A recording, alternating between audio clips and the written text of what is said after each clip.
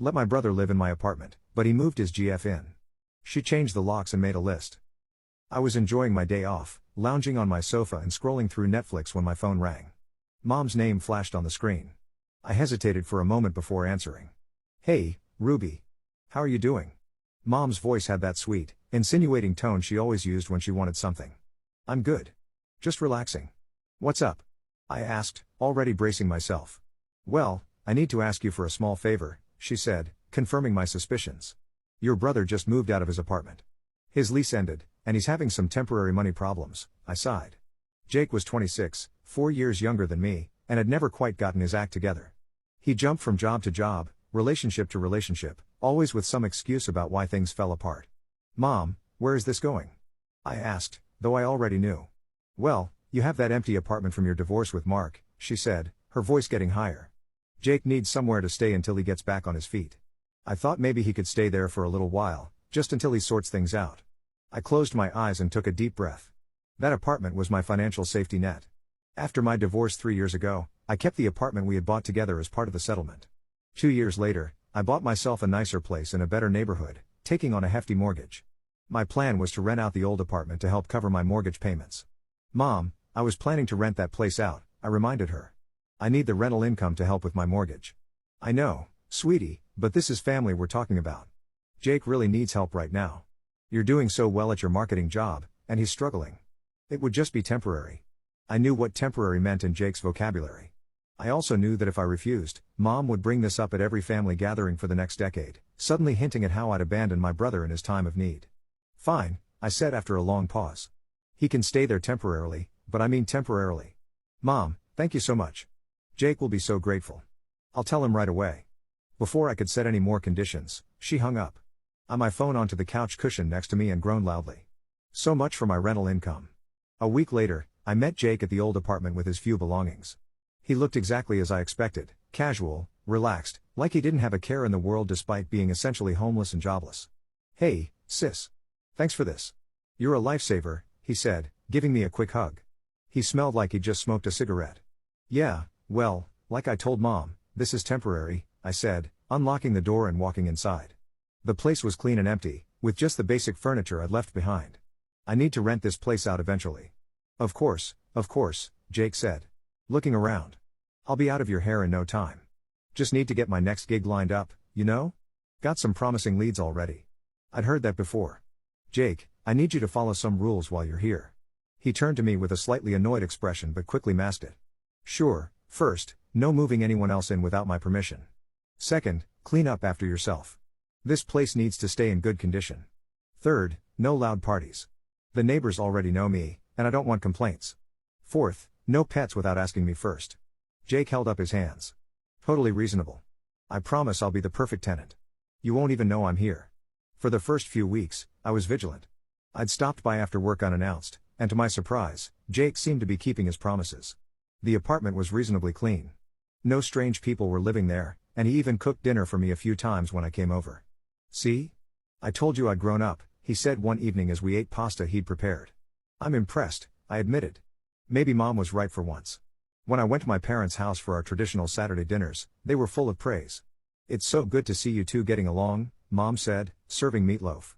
"Family should always help family. I'm proud of you, Ruby." Dad nodded in agreement. Jake said, "You've been really supportive. That's what siblings are for."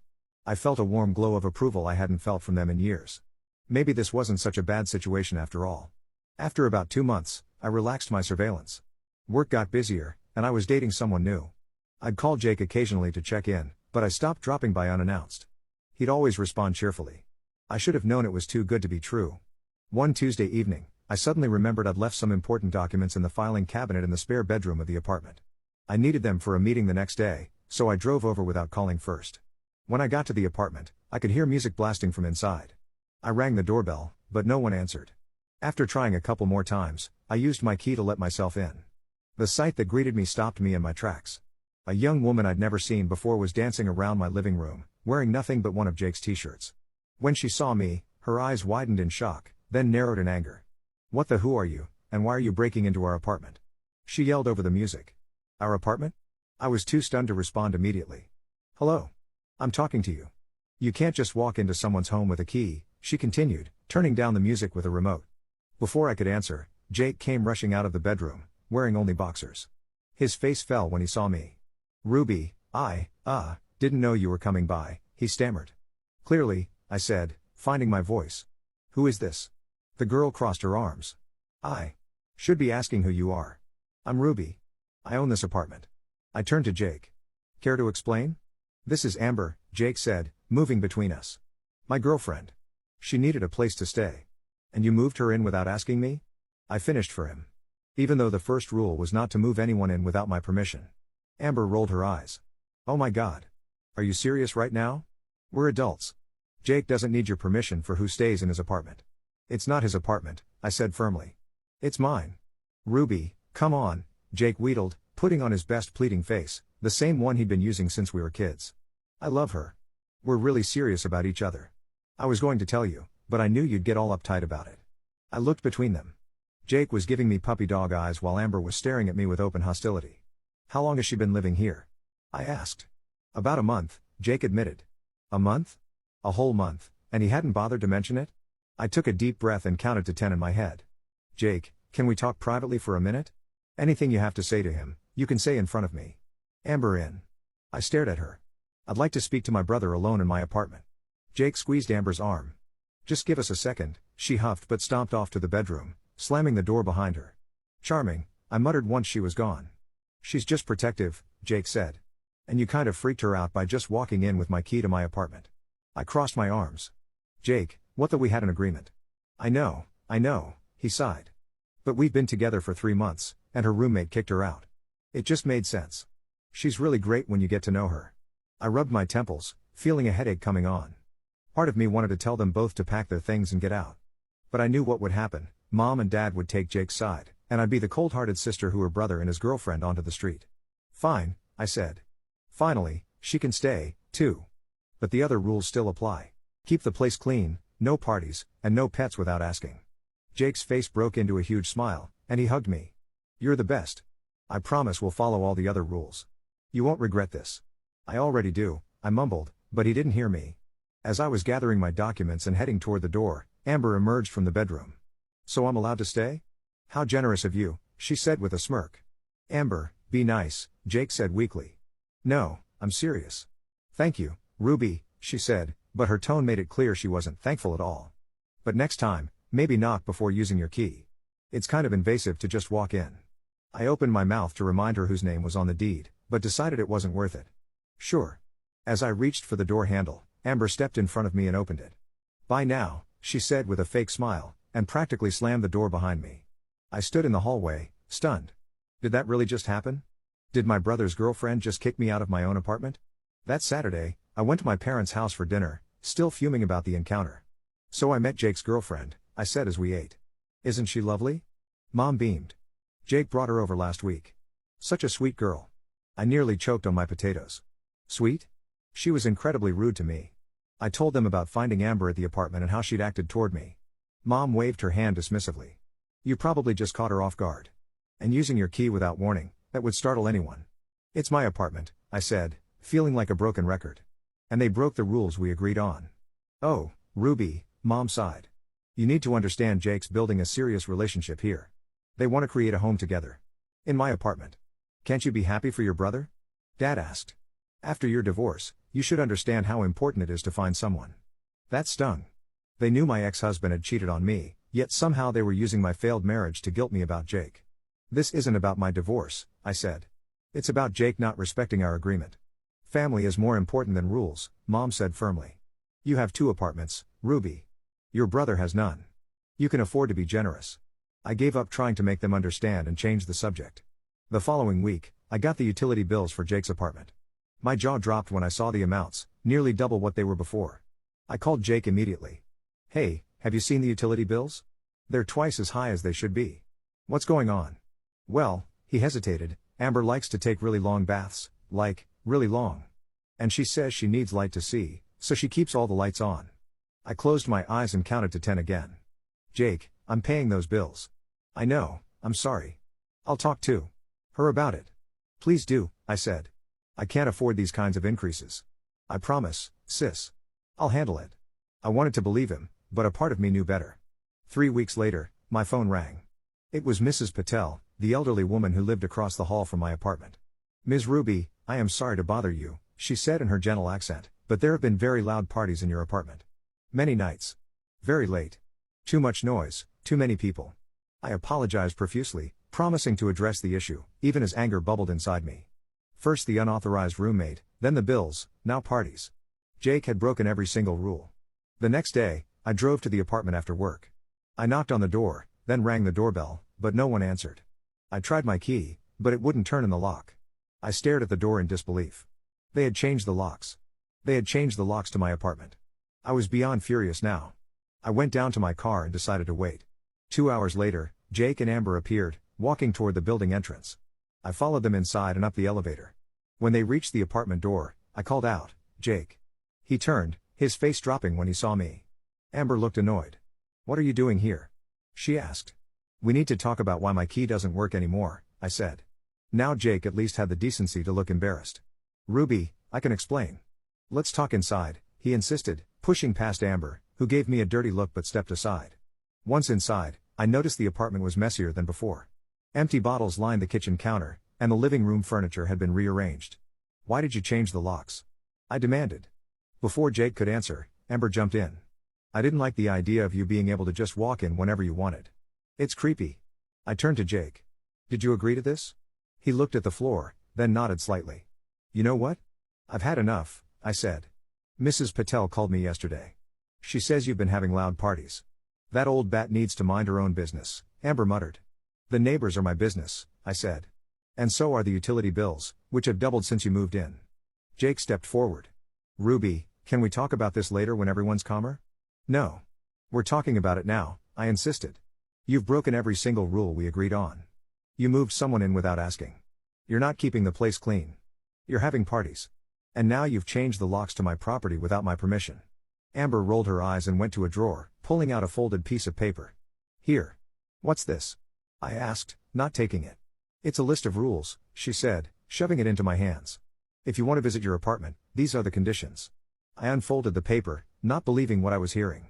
As I read through the list, my jaw dropped. The first rule stated I needed to give them at least 3 days' notice before visiting. The second said I couldn't come after 7 p.m. or before 10 a.m. The third forbidden topic was any discussion of bills. Rule 4 stated I needed to be quiet while visiting and not create drama.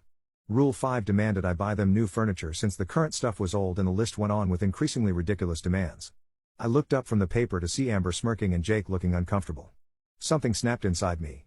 A strange calm washed over me. "You have 1 week to move out." Their smug expressions vanished. "What?" Jake sputtered. "You can't kick us out," Amber shouted. "We have rights. You're not on the lease." "There is no lease. This is my property, and I'm telling you that you have 1 week to find somewhere else to live." Amber's face contorted with rage. She grabbed a vase from the bookshelf, a blue glass one I'd bought in Venice during my honeymoon, and it to the floor. It shattered into dozens of pieces. I flinched but kept my composure. "That vase cost $200. You'll be reimbursing me." "Go to," she spat. She reached for another decorative item, a ceramic bowl. "Touch anything else, and I'm calling the police," I warned her. "Destruction of property is a crime." She froze, hands still outstretched. 1 week, I repeated, then turned and walked out. As I closed the door behind me, I heard Amber screaming obscenities, with Jake trying to calm her down. I walked to my car with my head held high, but once inside, my hands started shaking. I'd never stood up to Jake like that before. I had just pulled into my driveway when my phone rang. Mom's name flashed on the screen. Great, Jake had already called her. "Hello," I answered, bracing myself. "Ruby, what is wrong with you?" She started immediately. "Jake just called us in tears. How could you kick your brother and his girlfriend out onto the street?" "Mom, they changed the locks to my apartment without asking me."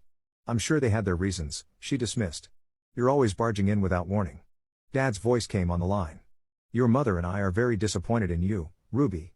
After everything we've done for you, what exactly have you done for me?" I interrupted. "Dad, I bought my own place. I'm paying my own mortgage. I'm letting Jake stay in my property rent-free, and he's taking advantage of me." "That girl seems lovely," Mom said. "Jake says you've been hostile toward her from the start." I laughed in disbelief. "Amber a vase at me today. She wrote out a list of rules that I have to follow to enter my own property." "You're exaggerating," Mom said. "Ever since Mark left you, you've been bitter." "We understand, sweetie, But don't take it out on your brother. I couldn't believe what I was hearing. I ended the call and turned off my phone. I sat in my car for a long time, staring at nothing, letting the anger wash over me. The next day, I called a lawyer friend to make sure I was within my rights to evict Jake and Amber. She confirmed that since they weren't on any lease and the property was in my name, I could legally require them to leave. I also arranged for a locksmith to meet me at the apartment the following week. The days passed slowly. Jake called several times, but I let it go to voicemail. His messages oscillated between angry, "You're being totally unreasonable," and pleading, "Please, Ruby, we have nowhere else to go." I didn't respond to any of them. Mom and Dad called too. I ignored their calls as well. Finally, the week was up. I took the day off work and drove to the apartment, the locksmith scheduled to arrive an hour after me. I wasn't sure what to expect. Would they still be there? I knocked on the door, and to my surprise, Jake answered almost immediately. His eyes were red and he looked tired. "We're almost done packing," he said quietly. I nodded and stepped inside. The apartment was a mess. Boxes and bags were everywhere. Amber was in the bedroom, shoving clothes into a suitcase. "Where will you go?" I asked despite myself. "Mom and Dad said we can stay with them until we figure something out," Jake replied, not meeting my eyes. I felt a tiny pang of guilt, which I quickly suppressed. This was the consequence of their actions, not mine. We didn't speak much as they finished packing. Amber refused to look at me, moving around as if I were invisible. When they were finally ready to leave, she threw the keys onto the floor at my feet without a word. "Amber," Jake said weakly, but she was already out the door. Jake lingered for a moment. "I'm sorry about the vase," he said. "And the locks." It was Amber's idea, but I went along with it. "You always go along with things, Jake," I said. "That's your problem." He nodded sadly, then picked up the last of his bags and left. After Jake and Amber left, I surveyed the damage to my apartment. The place was a disaster. There were stains on the carpet, scuff marks on the walls, and the bathroom had a layer of grime that made me gag. The kitchen wasn't much better. The sink was full of dirty dishes and something unidentifiable was growing in the refrigerator. The locksmith arrived and changed all the locks. I paid him extra to install a deadbolt for additional security. As he worked, I started cleaning, filling garbage bag after garbage bag with trash they'd left behind. It took me 3 full days to get the apartment back into decent shape. I had to hire professional cleaners for the bathroom and kitchen, and I ended up replacing the carpet in the living room. All told, it cost me over $1,000 to fix everything. Once the apartment was clean, I listed it for rent. I took professional photos, wrote up a detailed description, and set a fair price that would cover my mortgage with a little extra for maintenance. Within a week, I had multiple applications. I vetted each potential tenant carefully, checking references and running credit checks. Finally, I settled on a young doctor who was starting her residency at the local hospital. She had excellent credit, steady income, and no pets. We signed a proper lease agreement with all the details spelled out clearly. The day she moved in, I handed her the keys with a sense of accomplishment. This was how it was supposed to go, a business transaction between responsible adults. As I drove home, I felt lighter.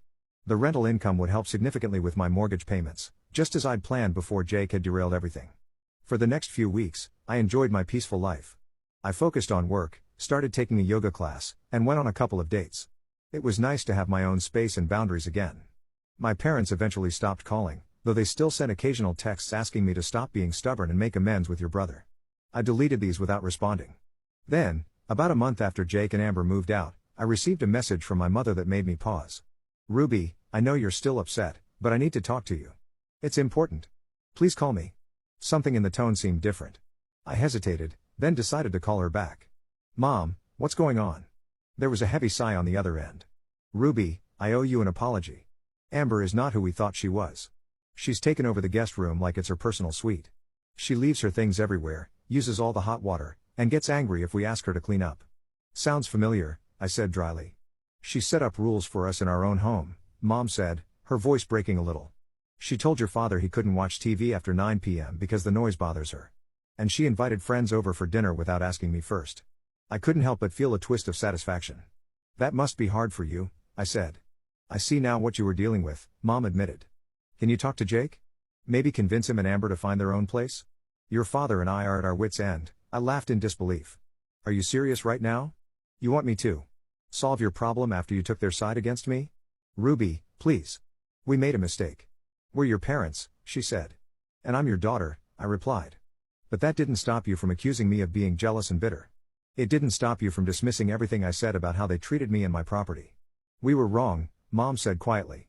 "I'm sorry. The apology should have felt good, but it was too little, too late. Mom, You and Dad created the situation.